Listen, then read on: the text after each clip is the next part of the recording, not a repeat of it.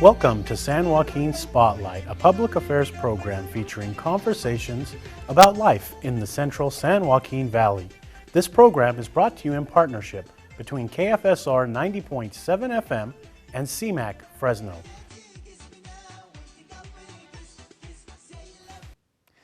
I'm your host, Sevag Tateosian.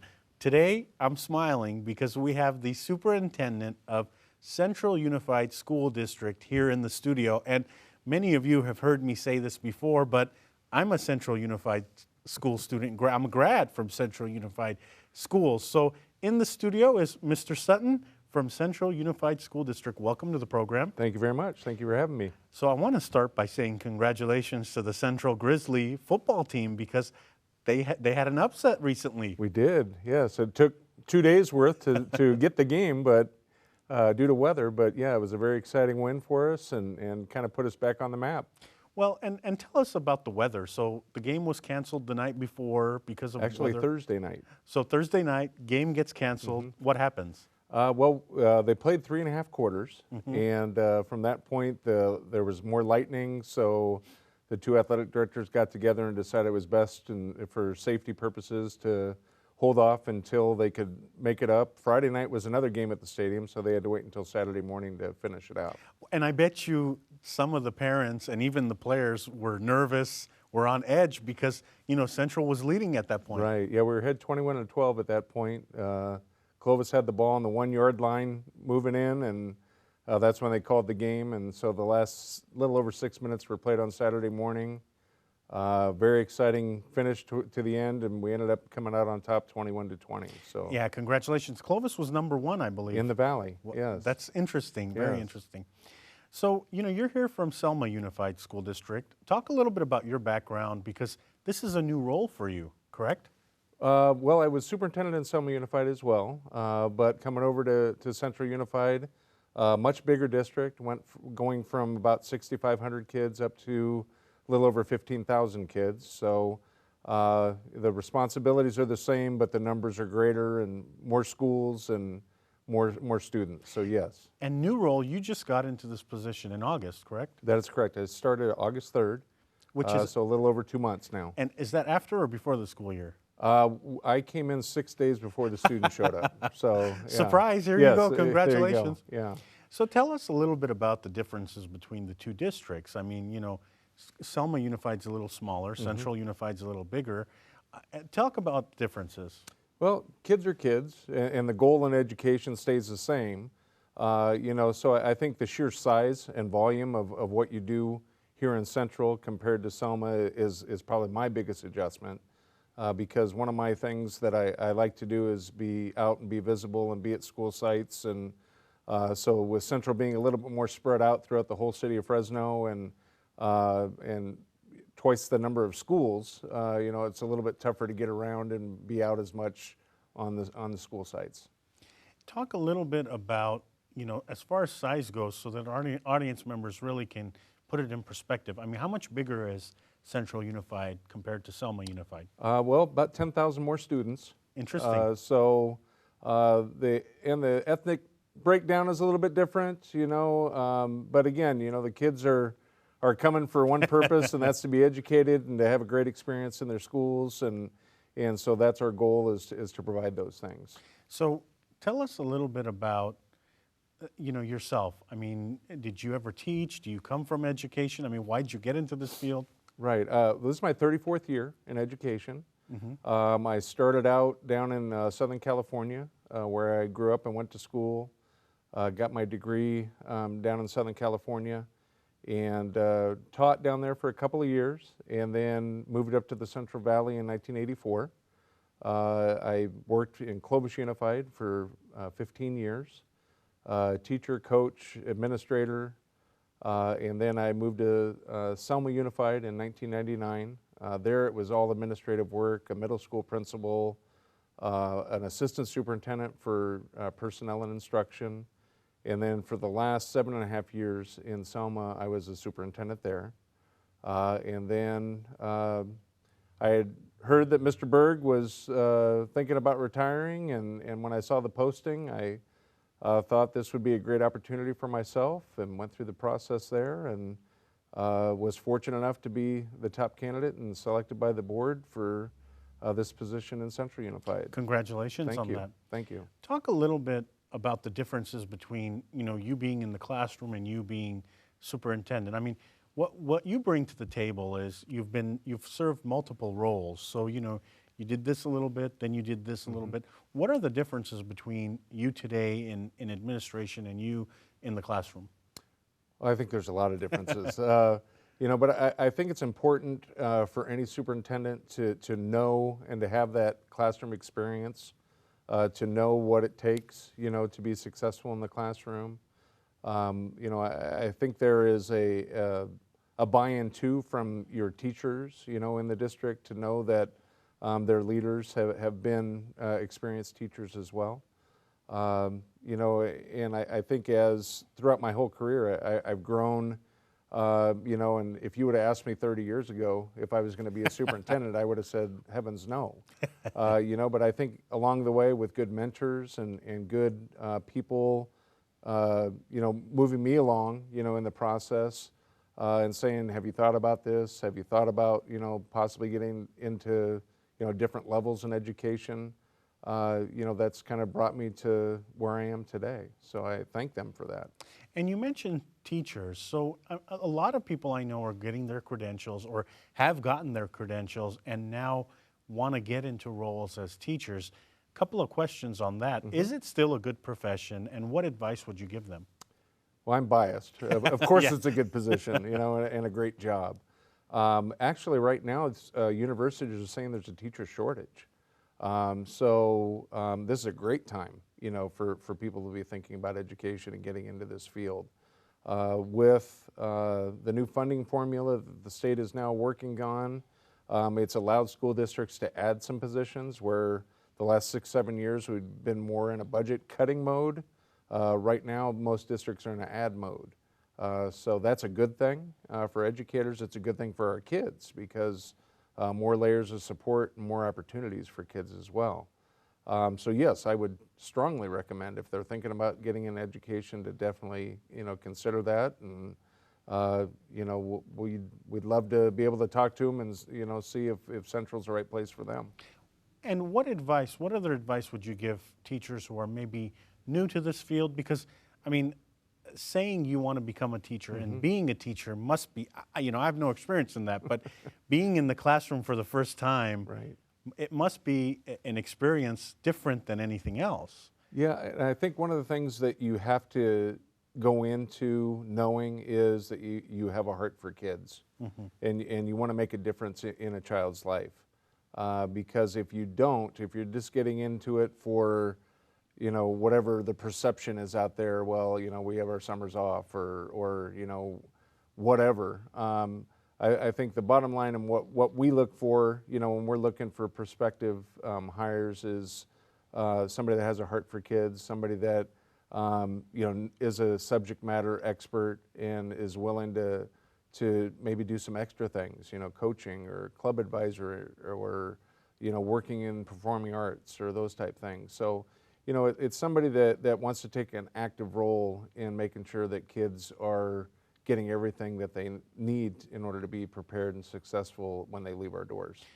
Talk a little bit about the education process to become a teacher. I mean, we might have high school students listening to the program, or even, freshmen in college that say, I'm thinking about going into teaching. So the process is what? Well, it all depends. If you're a middle school or high school teacher, you would be looking at a specific subject area, an English major, a math major, a science major, a history major, PE major. And your course of work would be very much aligned to one subject specific area, and getting your degree in that area. If you're looking more towards the elementary, you'd be wanting to get into the liberal arts, liberal studies, which is a more broad spectrum of things because our elementary teachers teach all those subjects, throughout the school day. So after you get your degree, then there's a credential program that you have to go through, usually an extra year.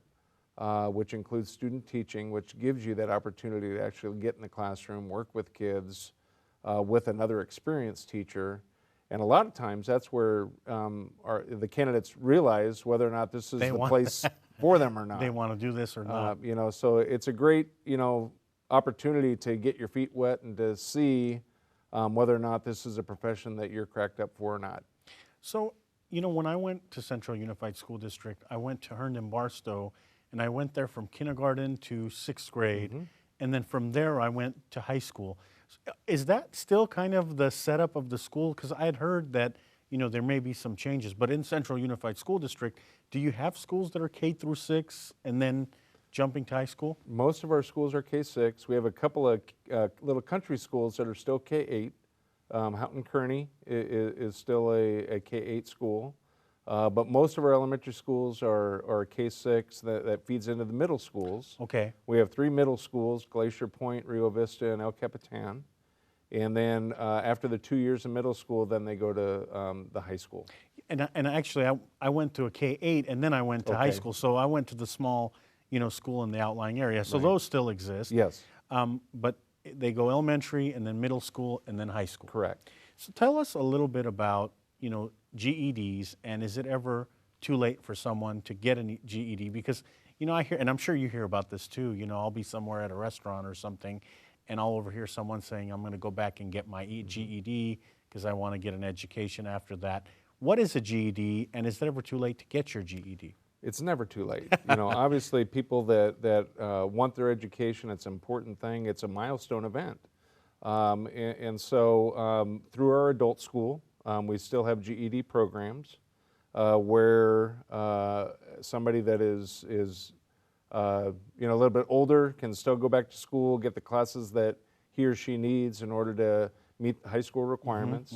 You know, and they can take the coursework and the tests that are necessary in order to get your high school equivalent GED, which means that you've basically graduated from high school. So no, it's never too late, you know, and since we are a proponent for education, that's something that, you know, we encourage our folks, you know, when they're taking night school classes or adult school classes, to hang in there and keep on working so that they can eventually, you know, gain their high school diploma. And speaking of, you know, you mentioned it's never too late to get your GED. Is it ever too late to become a teacher? I mean, we might have, actually, I have a lot of friends that are doing something and they do it for like 10 years or 15 years, and, you know, they build up the retirement and then they, you know, want to go back and get their credential. But, you know, in your opinion, is it ever too late for someone to go back and get their credential? I don't believe so. We have a lot of people that come in from another experience. And, you know, to me, life experiences are what helps kids understand. You know, if somebody can be a scientist or be, you know, something that, you know, an engineer, and they have a lot of math background, that brings real world experiences, you know, to our kids, and they can explain exactly why they need, you know, to know certain things. And you know, we have several individuals that have come from professional, you know, places in their lives, and, you know, then they come back to education and want to give back, and, you know, we encourage that as well. Shifting gears a little bit, I want to ask you about parents. You know, my wife and I have a toddler and have a newborn, and we found that we're already, even before the toddler was born, we're already thinking about, you know, parent involvement. Okay, you know, when my kids are in school, what will we be doing to help them, and how will we be involved in their education? Parent involvement. Now, this is going to be a question that, you know, you can take as long as you need or as short as you need. How are ways, first part of the question, how are ways that parents can be involved in school? There's a multitude of ways. And I warned you about that one. Right, yes. Obviously, the easiest and best thing to do is to stay attached with your child. Ask good questions. You know, when they come home from school, you know, don't just say, did you have a good day? But ask, you know, what kind of things were going on that day, what they were learning. You know, ask to see assignments that they are doing. You know, even if you can't assist them or if you don't understand it, it's still so important to stay engaged with your child. Another aspect, especially at the early years, kindergarten through like 3rd grade, is every night either listen to your kids read or read to your kids, read with your kids. Because reading, if a child's not on grade level by 3rd grade in reading, data says that you're going to have difficulties for the rest of your life. So it's so important to read with your kids, and a lot of the teachers send home reading logs, for the kids on a daily basis. A lot of them ask you to initial them. I would say go even further. Sit down with your kids if you have time. I know you're busy during the day, but your child is your investment as well. So you need to spend that time with them, encouraging and being an active partner in their education. And you say active, and I want to follow up with that. I know the answer to this question, but I want to get your opinion. Active partner, is there a difference between mom, dad, can you sign this, I read it, and mom, dad sitting and actually reading? I mean, you said something that I practiced when I was getting my education is reading out loud, so those kind of techniques. But active participation, how important is that? I think that's the key to success. I really do. If a child knows that their parents care and it's important to them, they're going to strive even harder. They're going to work even harder. They're going to know that when they have troubles, they can go to their mom or dad and ask, for them to help. Whereas if they're just saying, here, sign this and don't ask any questions, they might not feel the support that they need in order to, when things get tough, to get that extra, help or support from them. You've been involved in education. I didn't realize this, before you said it, but you've been involved in education for a very, very long time. Have you seen, or do you see a difference between parent involvement in the student and those parents who are not involved? I mean, can you tell which parents are involved or not? That's kind of a hard question, but I think if you look at the parents that are at sporting events or at their performing arts events or that are, volunteering at school or part of the parent club or, anything that happens at schools. Schools are like little cities themselves, so, if parents are usually involved, that usually is a good indicator that a child is going to be supported at home and supported at school and successful. So are there studies or anything that say that parents who are involved, the students who have parents who are involved are more successful? I don't know if there's official studies, but from my experience in schools, I could honestly say that I think the more involved you are with your child, the more successful that child's going to be. And in your answer, you actually answered one of the questions I was going to ask you. We hear all the time about 3rd grade reading. When your child is in 3rd grade and reads at grade level, that indicates so much for the future success of the child. Right. That's a true statement then. That is. Data has been done. There has been research done on that topic, and it seems like the key grade level in school right now to be on grade level is 3rd grade reading, and that indicator says a lot about high school dropouts, high school graduates, and success, throughout their elementary and high school careers. One of the things that we talk about at home is whether, we're going to put but if our child wants to play sports, obviously we're not going to say, no, you're not going to do that. But whether encouraging them to do other things other than sports, like art, music, stuff like that. So is involvement in sports good? And then the second part of the question, if not sports, how about music, art, and stuff like that? Because, I'm going to be honest, on my Facebook page, I see where the children are always in sports and they're competing and mommy and daddy are proud, and rightfully so. I would be proud too. But I don't see the child with a flute or an instrument or getting a certificate for participating in something other than sports. So the questions are... I think you'd be surprised though. I know there's a lot of parents out there where their child's in the choir, in the band, in the dance troops, that we have. They're going to be just as proud, So what I have always told kids is you need to take advantage of what the school offers. Not everybody's going to be an athlete. Not everybody is going to be, looking for a scholarship to go, to a college or university to play baseball or basketball or football or those type things. But And again, research shows this too, if a child is involved in something outside of the classroom, they have better grades and they have more success because there's an accountability measure that's placed on those kids to maintain good grades, to be involved and be organized. If you're an athlete, if you're in the band, if you're in the choir, if you're in drama, there's a lot of things that take you away, take up time during the afternoon and evenings. So those students have to be really prepared, really organized, so that they budget their time well and get the work done. Because if they don't get the grades, they can't participate in the co-curricular activities. So that's another balance that you have to really keep in consideration. So I hope you're ready for another softball question that I'm going to ask you, which can take as long or as little as you need. Education, I mean, how important is it?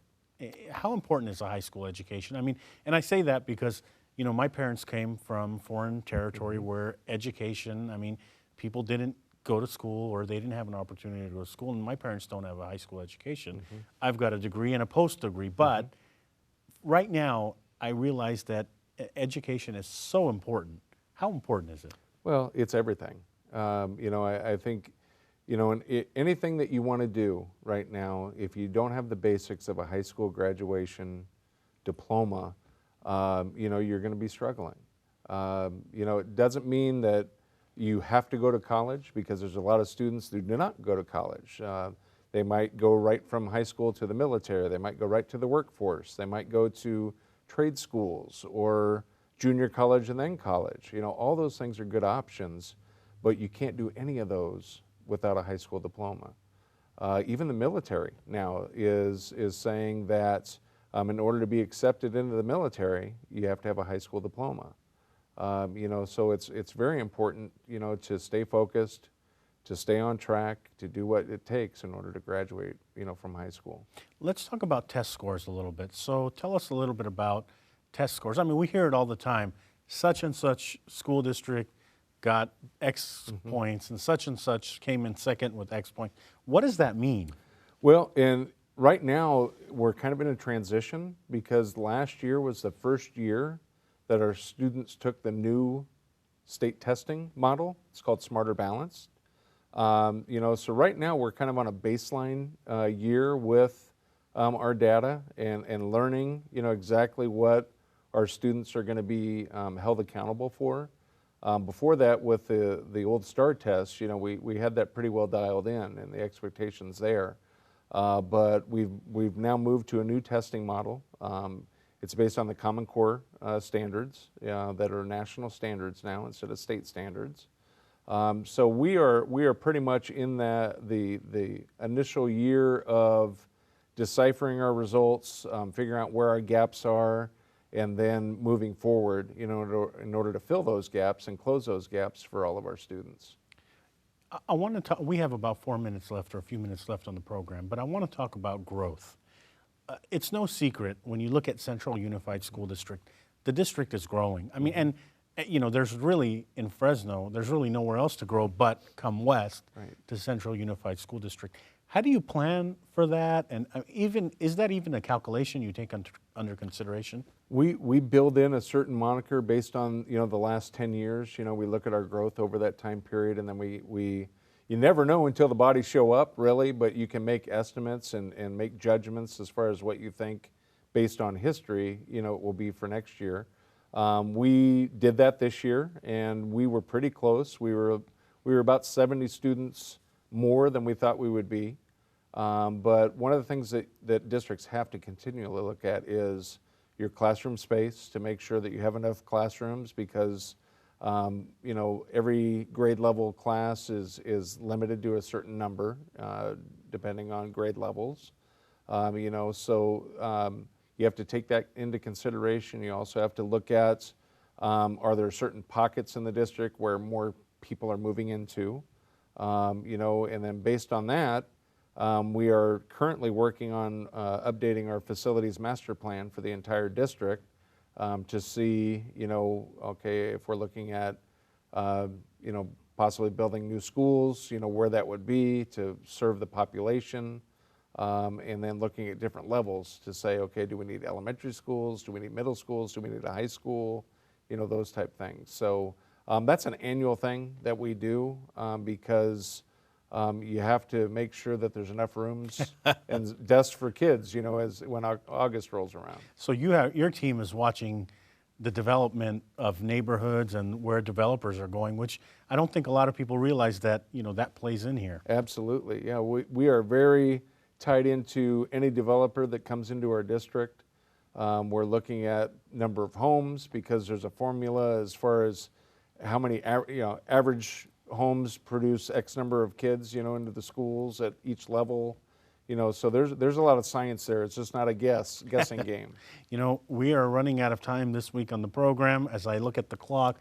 But one of the things I want you to talk about is, real fast, boundary changes. I mean, we read something that Clovis Unified was doing some boundary changes. Is that something that you look at as well? It is. We right now have an overflow site, and instead of doing something like that, probably the best thing for Central Unified would be to look at our boundaries, and we currently have a demographer looking at our boundaries to kind of see how that would play out and work so that our kids, when they start in elementary school, they conclude at that same elementary school. Mr. Sutton, we are out of time this week. I can go on for probably another hour with you talking about Central Unified and your background and education. Thank you so much for coming on this week on the program. What is the number, or how can people learn about Central Unified? You can go to our website, just Google Central Unified, and you can find us there and find out information that you would need. Everything is on the website. Good luck to you, and I'm biased because I went to Central Unified School District Schools. Yes. Thank you very much. Thank you, sir. All right. That's all for this edition of San Joaquin Spotlight. To the volunteer crew that made this production and every production possible, we couldn't do this without you. We also couldn't do this without AT&T and Comcast, and to CMAC Studios. Thank you to 90.7 FM KFSR Fresno and our listeners there and our viewers on television. Of course, thank you to our guest, Mr. Sutton with Central Unified School District. That's all for this edition. Tune in next week to a new edition.